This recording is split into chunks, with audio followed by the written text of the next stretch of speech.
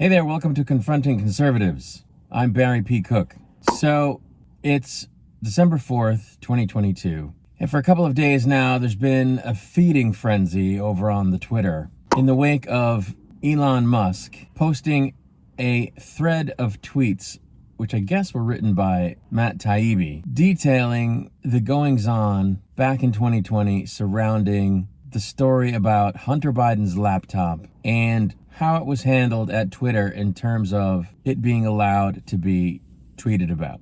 And, there's a lot to it, but one of the key points that I guess was made in all of these documents is that entities both at the White House and in the Biden campaign, probably among others, made requests of Twitter in 2020, asking them to, possibly among other things, not post or not allow to be posted information on certain subjects, or I guess to please publish information on certain stories. And the right-wing intelligentsia, as I sarcastically call them, everybody from blue-checked conservatives to non-blue-checked conservatives, are saying that this proves that the Biden administration broke the law, violated the First Amendment, freedom of speech, freedom of the press. And I'm just stunned at how stupid some of these supposedly learned people are.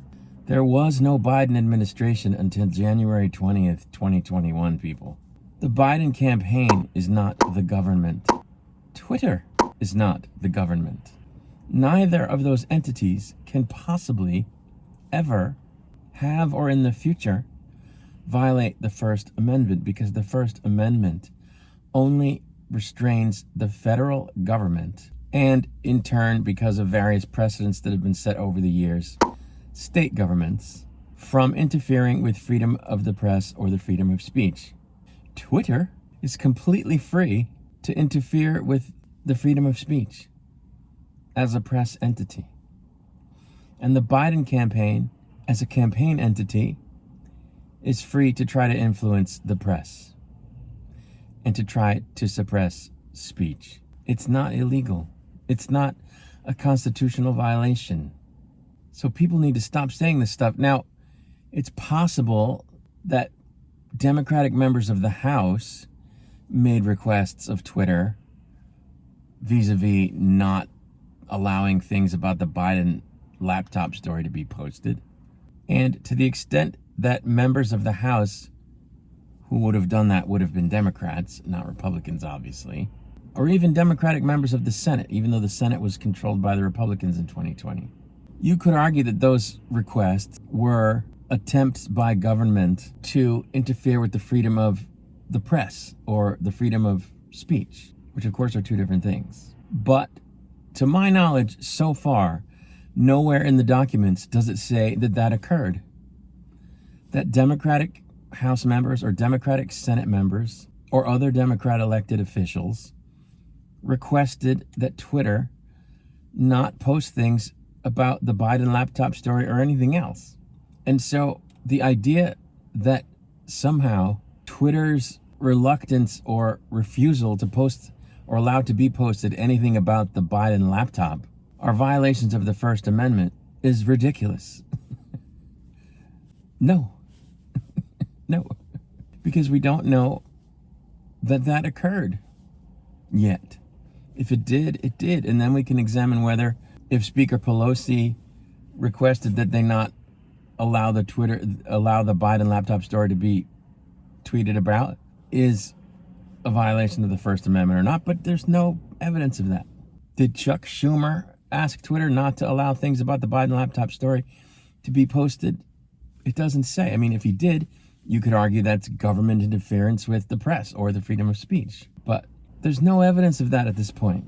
It said the Biden campaign and the White House. The Biden campaign is not the government. The White House was definitely the government.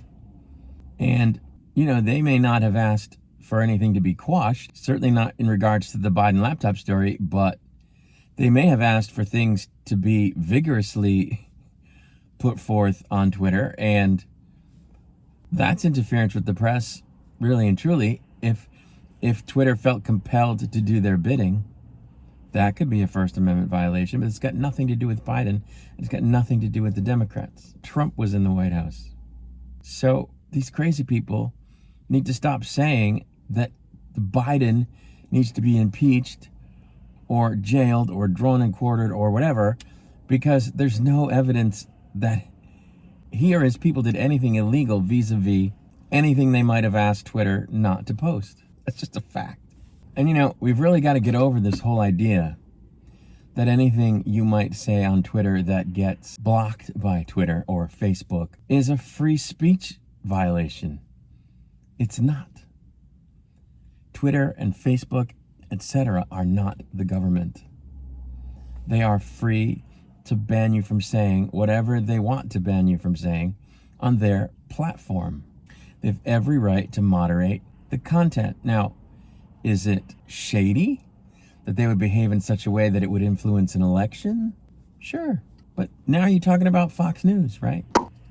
Fox News does that 24 hours a day, 365 days a year. And I mean, they do more than that. But Twitter, Facebook, etc., blocking a post because maybe they have a bias, oh well. It's not a free speech violation. You don't have a right to the use of a platform that belongs to someone else. You can't come to my house and say whatever the hell you want.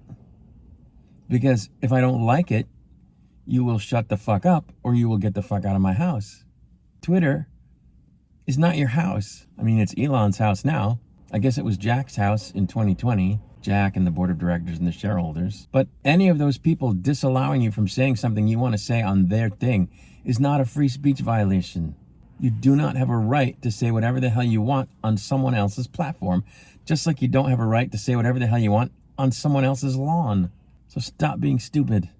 Anyway, that's all I wanted to say today, or this morning anyway. By the afternoon, there might be more bullshit that I have to call out here on Confronting Conservatives. But for now, I'm Barry P. Cook. You've been watching Confronting Conservatives. Have a good one.